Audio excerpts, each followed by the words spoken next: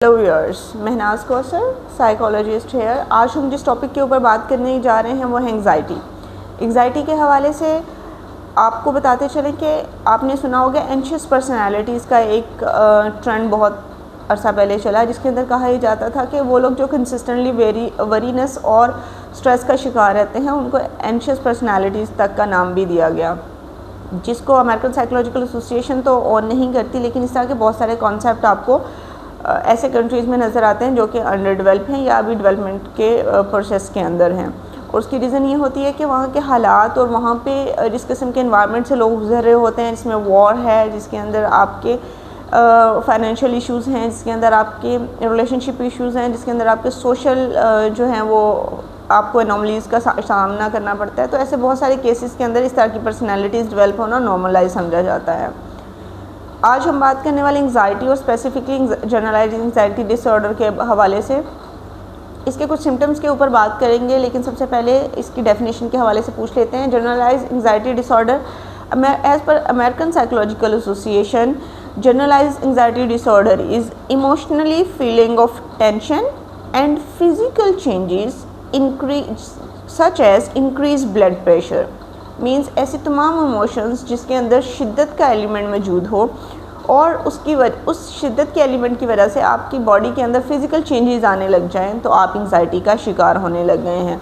आपने सुना होगा, देखा होगा, ऑफिस में किसी भी मसले की वजह से, किसी भी प्रेशर की वजह से आप स्ट्रेस का शिकार रहते हैं या आप जहनी दबाव का शिकार रहते हैं। लेकिन जब यही जहनी दबाव कंसिस्टेंटली आपके फ़ियर और वरी के अंदर चेंज हो जाए, कंसिस्टेंटली मीन्स हर वक्त आप किसी ना किसी अनहोनी के होने का एहसास में रहें या किसी भी किस्म के डेंजर और वरीनेस का शिकार हैं हर वक्त, तो आपको एंग्जाइटी डिसऑर्डर की तरफ आप कदम बढ़ा रहे हैं। और जैसे बाकी सारे जो हैं वो सर्कमस्टांसिस के अंदर होता है, after 6 months of consistent and persistent worriness, fear और intensity of your emotions which is going to change your chemical body reactions in your body that can become anxiety। means जब जो भी चीज़ आपकी consistently आपके इमोशंस का हिस्सा बन जाए और वो अल्टीमेटली जाके आपके जिस्म के अंदर या आपकी बॉडी के अंदर फिज़िकल चेंजेस का बायस बने, such as increase in blood pressure, such as consistently low blood pressure, high blood pressure और माइट भी मूड स्विंग्स को आपको फेस करना पड़े, तो आप एंग्जाइटी डिसऑर्डर का शिकार होने लग जाते हैं। एंग्जाइटी डिसऑर्डर के अंदर जो पहली चीज़ हम देखने को मिल रही है हमारे सिम्टम्स के अंदर वो है प्रोक्रेस्टिनेशन। प्रोक्रेस्टिनेशन का मतलब ये है कि आप बहुत सारी ऐसे, जब आप किसी फियर या वरी का शिकार होते हैं तो आप बहुत सारी अनहोनी वाली बातों के बारे में सोचने लगते हैं। और प्रोक्रेस्टिनेशन आपको अपने गोल से, अपने जो काम आप करना चाह रहे हैं उससे और जो आपको राइट टाइम पे करने की ज़रूरत है उन सारी चीज़ों से दूर कर देती है। इसके बजाय आप हो सकता है माइंडलेसली आप स्क्रॉलिंग करते रहें। तीसरी इम्पोर्टेंट चीज़ जो आप करते हैं प्रोक्रेस्टिनेशन के अंदर वो ये है कि आप इधर उधर सोचो, हज़ार सोचें आपको आती रहेंगी, लेकिन जो काम आपने करना है, जिस काम की ज़िम्मेदारी आपके ऊपर, वो काम आप नहीं कर पाते हैं। दूसरा जो सिम्टम जो बहुत ज़्यादा देखने को मिल रहा है हमारे पास में वो है प्लानिंग एंड पेनफुली स्ट्रैटेजी।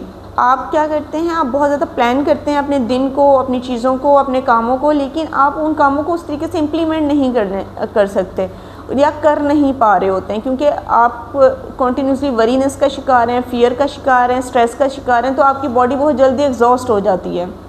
फिर जो प्लान आपने किए हुए होते हैं, जो काम आपने करने होते हैं, जो एक्टिविटीज़ आपने अपने लिए प्लान की होती हैं, डिज़ाइन की होती हैं, आप उनमें से कोई भी एक्टिविटीज़ को जो है वो फुलफ़िल नहीं कर पा रहे होते, तो फिर आप मज़ीद जो है वो एंग्जाइटी का शिकार होते हैं कि मुझे ये करना था या वो करना था, बट आप नहीं कर पा रहे होते। और फिर आप पेन लेना स्टार्ट कर देते हैं, सेल्फ़ ब्लेम के ऊपर आ जाते हैं और बहुत सारे ऐसे मज़ीद फैक्टर्स जिसमें कहा यह जाता है कि अब ख़ुद को ही नेगेटिवली आप जो है डाउन करना स्टार्ट कर देते हो। एक और जो सिम्टम बहुत ज़्यादा जनरलाइज्ड डिसऑर्डर के में देखने को मिल रहा होता है वो कैंसलिंग ऑफ प्लान्स हैं। मतलब एंग्जाइटी डिसऑर्डर के अंदर लोग कोई भी काम करने के लिए टेंशन और परेशानी का शिकार रहते हैं, लेकिन वो ये भी करने में बहुत ज़्यादा अच्छा महसूस करते हैं। Somehow it's a negative term, लेकिन वो बहुत ज़्यादा अच्छा फील करने लग जाते हैं जब वो 11वें आवर पे अपने प्लान कैंसिल करने लग जाते हैं। मतलब आप जैसे जैसे एंशियसनेस आपकी बढ़ती है, आप स्ट्रेस, वरी, फियर का शिकार होने लगते हैं और कंसिस्टेंटली शिकार होने लगते हैं। तो जो पैटर्न देखा गया उस पैटर्न के अंदर ये भी है कि आप अपने प्लान्स को कैंसिल करने लगते हैं ओनली बिकॉज कि आप वहीं अनहोनी ख़यालात, अनहोने किसी वाक़े के बारे में सोचते हैं, कुछ नेगेटिव लोगों के बारे में राय काम करते हैं और आप ये तसव्वुर करते हैं मिसाल के तौर पे कि आप कहीं जा रहे हैं और आपका एक्सीडेंट हो जाएगा तो क्या होगा, मुझे कुछ हो जाएगा तो बच्चों का क्या होगा, फैमिली का क्या होगा। ये सारी वो चीज़ें हैं जो कि एंग्जाइटी डिसऑर्डर के अंदर अमूमी तौर पर देखने को मिलती हैं। एक और जो हमारा बहुत ज़्यादा फैक्टर देखने को मिलता है एंग्जाइटी डिसऑर्डर के अंदर, वो बेसिकली वो बहुत सारे और मसाइल की जड़ है। वो गेटिंग अनॉयड वेरी इजीली, मतलब आप बहुत आसानी के साथ इरिटेट होने लगते हैं, परेशान होने लगते हैं, तंग होने लगते हैं लोगों से और स्लोली एंड ग्रेजुअली आपको हर छोटी चीज़ जो है वो इफ़ेक्ट करने लगती है इमोशनली, और या आप ओवरबर्डनाइज खुद को फील करने लगते हैं। तो गेटिंग अनॉय होने से का एक मेजर रीज़न ये है कि आप अपने जो सोशल लोग हैं, जो आपके आसपास आपके फैमिली मेम्बर हैं, आपके ऑफिस में लोग मौजूद हैं, आपके फ्रेंड्स हैं, आप उनके साथ में किसी भी छोटी चीज़ को लेके सिर्फ इसलिए कि आप ओवरली सेंसिटिविटी का शिकार हैं, इस वक्त स्ट्रेस का शिकार हैं, वरी का शिकार हैं या फियर्स को बहुत ज़्यादा हाई टेंट पे ले रहे हैं, आप उन लोगों के साथ उलझने लगते हैं जिससे आपके रिलेशनशिप मज़ीद ख़राब हो जाते हैं। ऐसे बहुत सारे फैक्टर्स हैं और पैटर्न्स हैं जो जनरलाइज एंग्जाइटी डिसऑर्डर या एंग्जाइटी को लेके आगे चलते हैं और इसमें बढ़ाने का काम करते हैं। अब बात कर लेते हैं कि एंग्जाइटी के अंदर आपको मज़ीद करने की क्या ज़रूरत है। तो जब आप एंग्जाइटी की बात कर रहे हैं तो जिन चीज़ों को आपने देखना है एंग्जाइटी के अंदर वो ये है कि आप डायरी राइटिंग या जिसको जर्नलिंग भी कहते हैं वो ज़रूर कीजिए और कोशिश कीजिए कि अपनी सारी इमोशंस को एक्सप्लेन करें मल्टीपल टाइम। एक इमोशन लें, जैसे आप ऑफिस गए, आपने क्या फ़ील किया। हम अपने जितने भी क्लाइंट्स हैं उन सबको ये चीज़ ज़रूर रिकमेंड करते हैं। मेरे पास एक क्लाइंट था और उस क्लाइंट का ये इशू था कि उनके due to anxiety and fear उनके अपने मदर इन लॉ के साथ रिलेशनशिप बहुत ख़राब हो गए थे। जब हमने उनसे पूछा कि उनको अपनी मदर इन लॉ की कौन सी चीज़ बुरी लगती है तो वो बहुत सारी बातें कर रही थी, बट वो बंदी प्रॉपरली किसी चीज़ को आइडेंटिफाई नहीं कर पा रही थी। तो हम जर्नलिंग का कहते हैं ऐसे तमाम लोगों को जिनको एंग्जाइटी होती है, ताकि अपनी एंग्जाइटी को बेसिकली वो इमोशन जो वो फील कर रहे हैं वो क्यों कर रहे हैं इसको उन्होंने एक्सप्लेन करना है बार बार। जितनी बार आप एंग्जाइटी का शिकार हो आप कोशिश करें कि रात को सोने से पहले आप ज़रूर जर्नलिंग करके सोएं।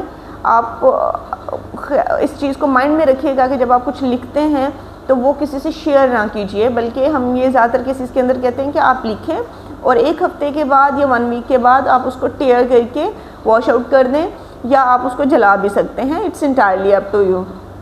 आप उसको डिस्पोज ऑफ कर दें अपनी उस डायरी को और कोशिश करें कंसिस्टेंटली अपनी डायरी भी चेंज करते रहें। आप पेजेस का इस्तेमाल भी कर सकते हैं। दूसरी जो चीज़ हम जिसके ऊपर बहुत ज़्यादा फोकस करते हैं वो ये है कि आप ट्राई काम योर सेल्फ। जब आपको फील हो कि कुछ होने वाला है तो सेम टाइम पे आप खुद को पॉजिटिवली इंकरेज कीजिए कि ऐसा कुछ नहीं है। जब भी आपको लगे कि कुछ होने वाला है तो उन्हें कि इट्स टोटली फाइन कि मैं ये समझने और मैं इसको फेस करने के काबिल हूँ, because ultimately you are responsible for your life and all the decision you are making into your life. So आप उसको स्टॉप कर सकते हैं, आप इस चीज़ के ऊपर फोकस कर सकते हैं कि आपने बहुत अच्छा काम किया है और जो भी काम आप आगे भी करेंगे उसको पूरी तवज्जो और जो है ना वो पूरी सच्चाई और पूरी ईमानदारी के साथ करेंगे। इन सारी चीज़ों को माइंड में रखते हुए एंग्जाइटी डिसऑर्डर को कंट्रोल करना सेटल करना और अंडरस्टैंड करना ज़्यादा आसान है। एक आखिरी चीज़ जो हम कहना चाहेंगे वो ये है कि कोई भी साइकोलॉजिकल डिसऑर्डर है, first try to understand disorder, accept it. आपके पास जितने भी मसाइल हैं उनका हल मौजूद है, लेकिन उसके लिए आपको आस्क फॉर हेल्प। आपको कहना पड़ेगा कि मुझे किसी साइकोलॉजिस्ट के पास जाना है, मुझे मिलना है। आप हमसे भी रब्ता कर सकते हैं, आपको नंबर जो है वो स्क्रीन पे मिल जाएंगे। थैंक यू सो मच, अपना ख्याल रखिएगा। आज के एंग्जाइटी डिसऑर्डर के हवाले से इसको मुकम्मल करते हैं और फिर आपको नेक्स्ट वीडियो में मिलेंगे। थैंक यू, टेक केयर, अल्लाह हाफिज़।